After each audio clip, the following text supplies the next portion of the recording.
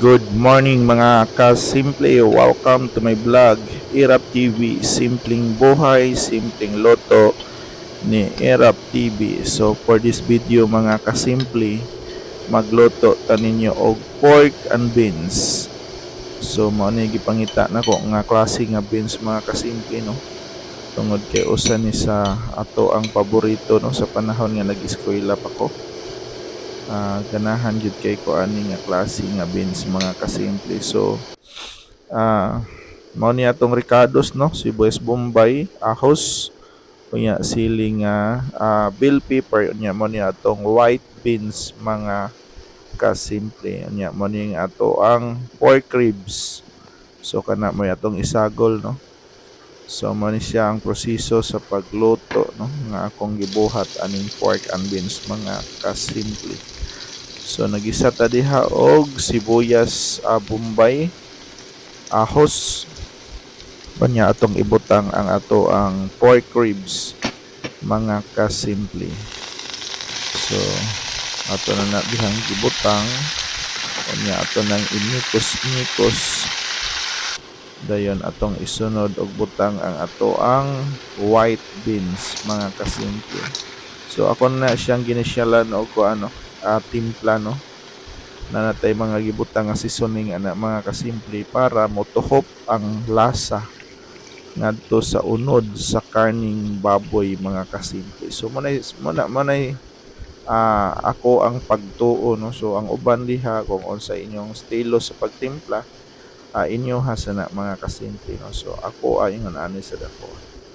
So ato ni siyang pabukala no sa hinay nga kayo mga kasimple. Kunya gi-expect gyud ko ani og dugay siyang malata no, pero murag dali ra siya. Tingali mga 45 minutes ni humok na siya mga kasimple no. Kaya akong target ani ako na siyang latan sod unta sa 2 ka oras. So para naay color ang ato ang beans no, nagbutang ta diha og banana ketchup. So dili tomato sauce akong ibutang mga kasimple no, kay basin mo raw niya nagkaldereta.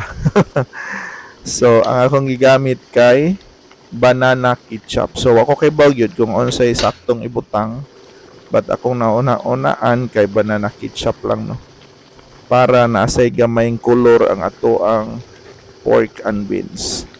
So mao ni siya mga kasimple no, ani nga part kay medyo lata na siya, madutla na gid siya ang beans no. So ako na siya dihang gipahinayan og kayo mga kasimple, kay para mas mulata pa gyud siya no. So dali ra di siyang lutoon mga kasimple. So na-mention ako sa lain ako nga vlog sa Bayjagi no nga sudan karon sa tong pamahaw mga kasimple no. O niya mao to, goods ra ang lasa, nakauyon ra ko. O niya ganahan kay ko niya mga kasimple tungod kay dugay na kay kong nangita ani nga klase nga beans no. Although nato ni siyang nakitaan, pero mao to nahadlok ta nga dugay jud siyang malata niya sayo bitang maadto sa trabahoan mga kasimple. So mao to nga dugay kay kong naka-decide ani nga magluto no. Unya kay ganahan naman jud kong mukaon, mao to ni decide jud ko nga i-try lang nako no. So namantay backup ani nga katong ham in kaso og sweet ham no. In kaso og mapalpak ni nga loto, so mag sweet ham ta. Pero successful raman, okay raman ya, goods ra pud ang iyang lasa. Nya ato ni siyang parisan og gipusil, ginamos nga gipusan og sili. Wa paghapon mahurot mga kasimple no.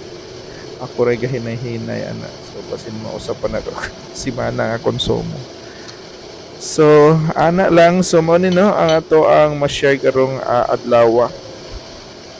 Unya sa gihapon remind lang tas mga kaparihan ako diha nga manarbaho pod nga sa gihapon mga kasimple mag-amping ta nga unta malikay ta sa disgrasya, safety pud ta.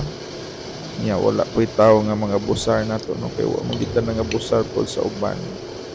Gawas lang atong naigo sa tuang gi-implement nga policy. So igsip ana wala na tay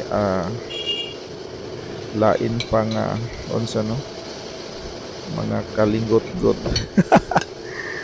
So mao lang na nya dinhi na lang kutob akong ma-share sa sunod na pod. Amping kang tanan.